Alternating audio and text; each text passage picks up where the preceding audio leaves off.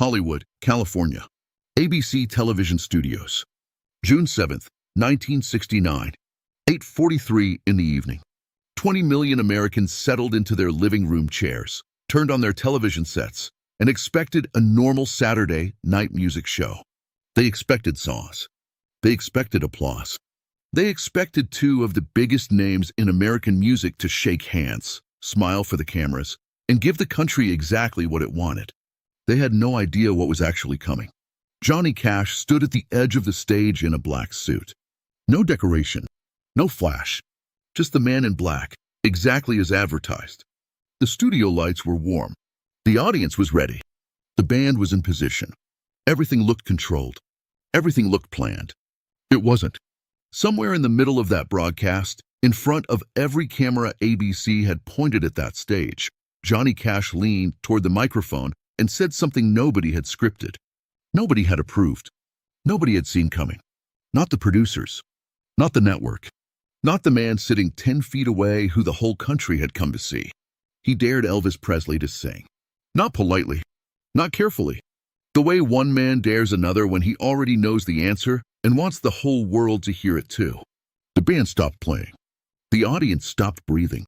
Elvis Presley, the king of rock and roll, the most managed, most mythologized entertainer alive, went completely still. For a moment, nobody moved. And then something happened on that stage that television cameras had never quite captured before and would never quite capture again. Something that had nothing to do with performance, nothing to do with image, and everything to do with two men who had grown up in the same dirt and somehow forgotten that about each other. What happened next would be talked about for the rest of their lives. And neither man ever fully explained why it broke them both open the way it did. But to understand that night, you have to go back to the beginning. You have to go back to where both of them started. Johnny Cash came into the world on February 26, 1932, in Kingsland, Arkansas. A sharecropper's son. Cotton fields as far as a child's eyes could see. The family had almost nothing, and what little they had, they worked for with their hands from sunup to sundown. Johnny was picking cotton by the time he was 5 years old. He learned early that life was hard, that it stayed hard, and that the only thing that softened it, even slightly, was music. Specifically, the music they sang in church. Gospel. Simple words about grace and suffering and the promise that somehow things would be better.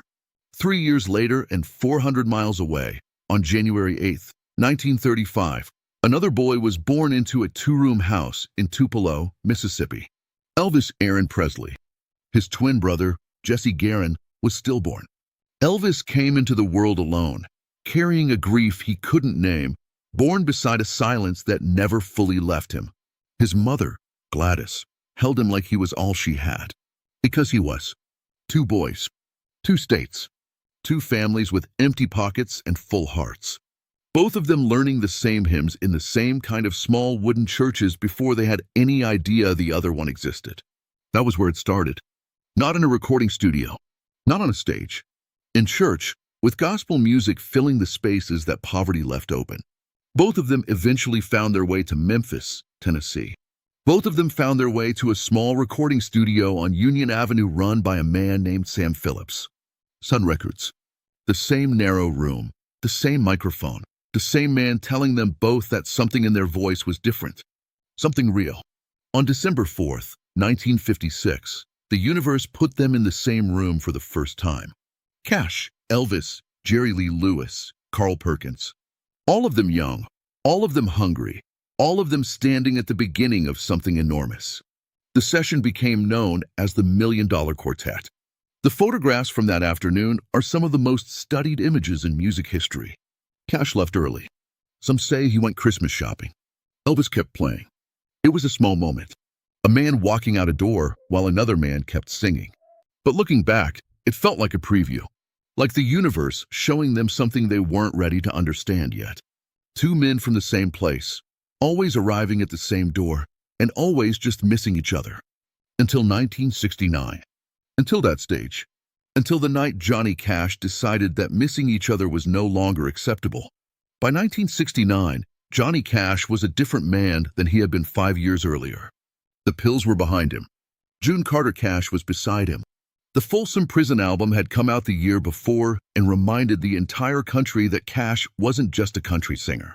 He was something older and harder and more honest than that. He was a man who had looked at the worst parts of life and refused to look away. ABC gave him his own television show, The Johnny Cash Show, and Cash ran it the way he ran everything, on his own terms. He invited Bob Dylan when nobody else on mainstream television would touch Dylan. He invited Louis Armstrong. He invited gospel singers and folk singers and people the networks considered too rough, too strange, too real for primetime television. His stage was the one place in American broadcasting where the rules bent for the artist instead of the other way around. When Cash decided he wanted Elvis Presley on that stage, he didn't call a manager. He didn't go through Colonel Tom Parker, the iron-fisted handler who had controlled Elvis's every public move for over a decade. Cash picked up the phone and called Elvis directly. Man to man. No middlemen. No negotiation. Just one voice saying to another, "Come on my show, come and play." Elvis's team reacted the way they always reacted to anything uncontrolled. They said no. Colonel Parker said the show was too unpredictable, too raw. Too much could go wrong with Cash in charge and no safety net underneath. The answer was no. Elvis said yes anyway. It was the first crack in the wall his team had built around him. Nobody in that circle could remember the last time Elvis had simply overruled them. But something in Cash's voice, something in the directness of the invitation, had reached past every handler and every carefully constructed layer of the Elvis Presley machine and touched the man underneath. The day of taping arrived.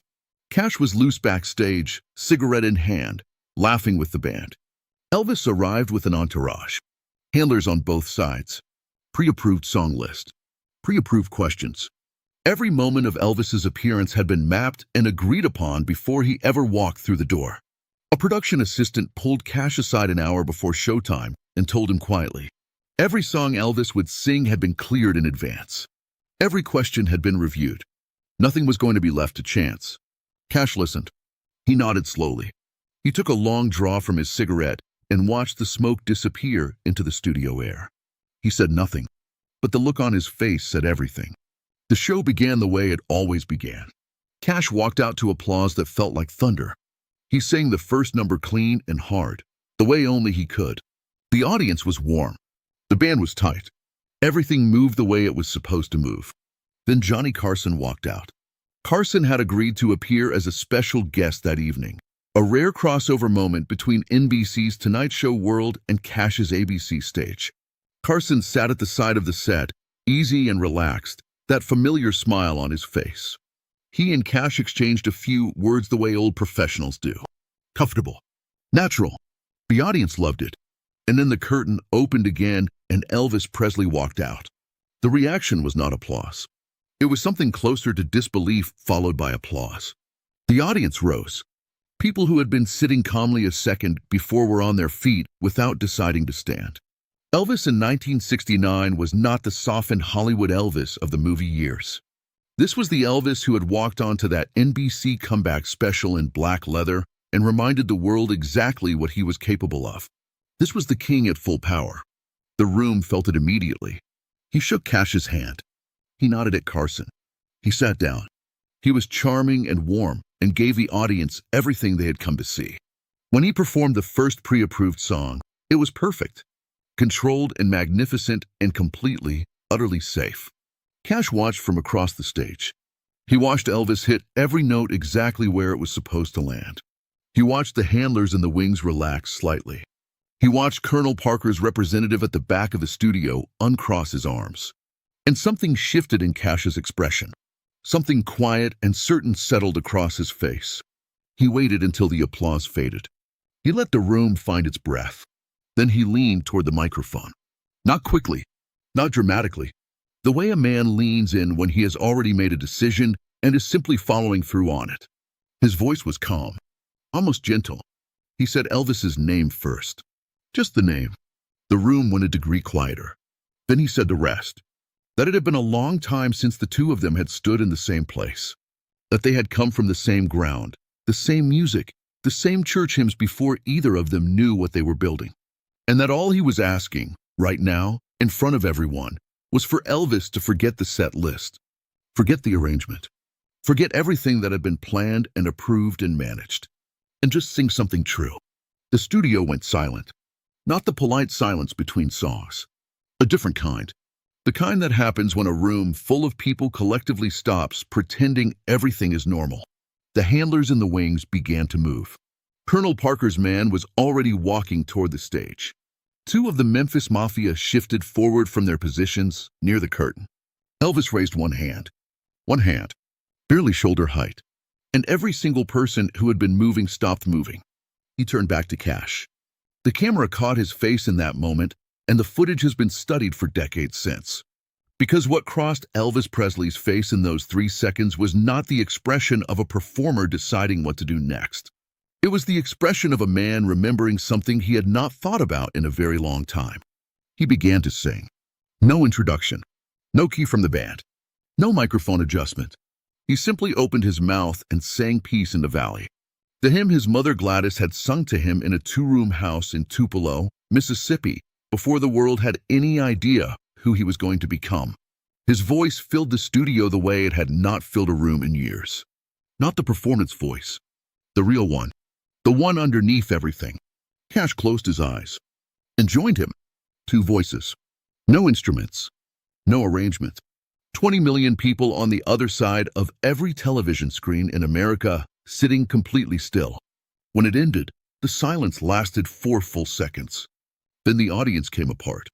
Not the clean, organized applause of a television studio. Something rawer than that. People were on their feet, and some of them were crying, and none of them could have explained exactly why except that they had just witnessed 2 men put down every single thing they had been carrying and stand completely unprotected in front of the entire country. Elvis looked at Cash when the last note was gone. Cash looked back. Nothing was said, but the look between them held everything that the music had just spoken.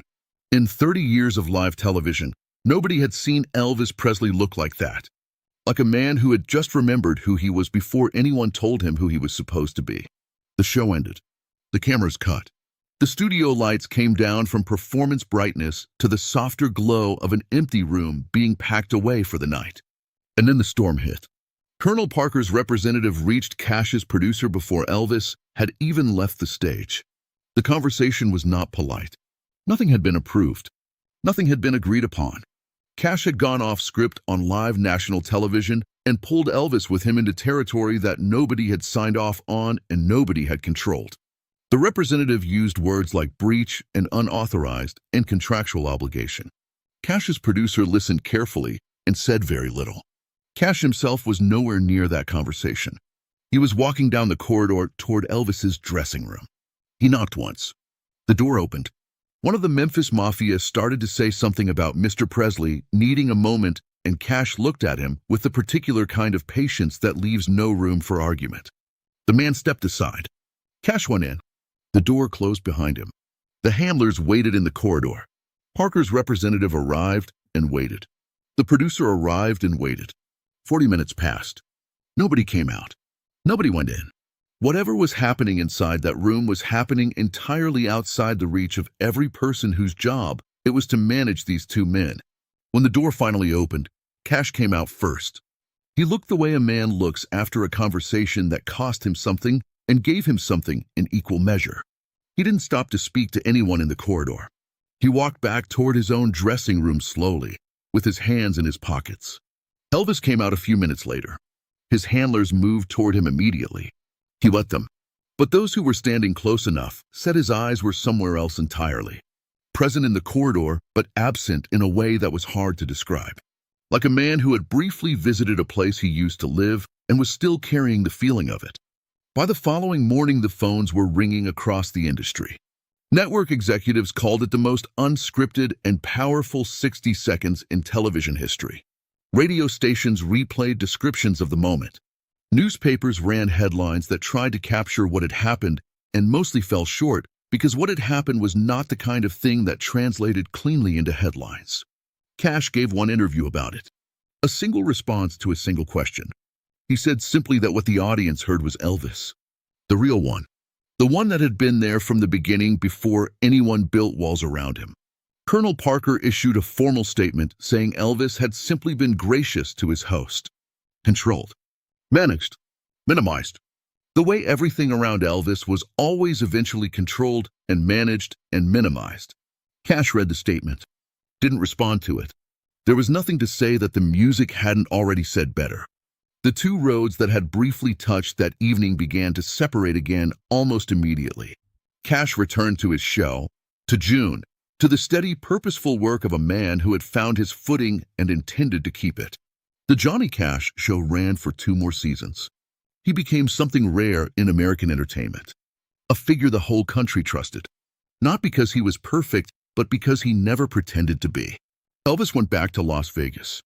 The machine that surrounded him resumed its operation. The handlers tightened their positions. The approved set list grew longer. The prescription bottles on the nightstand multiplied quietly and without comment from anyone whose job depended on not commenting. The night on Cash's stage became, without anyone planning it that way, the last time Elvis Presley was publicly and visibly and completely himself. Unguarded, unmanaged, unafraid. It was the last time the real voice came out in front of the whole country. And the whole country had been there to hear it. They just didn't know yet that they would never hear it quite like that again. The years moved the way years do, steadily and without mercy. Through the early 1970s, Elvis's decline was not sudden. It was gradual and then all at once. The weight came on. The medication increased. The performances grew erratic. Audiences who had loved him for decades watched from their seats and felt something they couldn't name. A distance. An absence behind the eyes of a man who was physically present but spiritually somewhere else entirely. August 16, 1977. Graceland, Memphis, Tennessee. Elvis Presley was found in the afternoon. He was 42 years old. The cause was cardiac arrhythmia, accelerated by years of prescription drug dependency. He was gone before the ambulance arrived. Cash was on tour when the news reached him. He was somewhere between one city and the next, the way he had spent most of his adult life, moving between stages. When the call came, he sat down and did not speak for a long time. That evening, he canceled the show. He had canceled very few shows in his career. He canceled that one.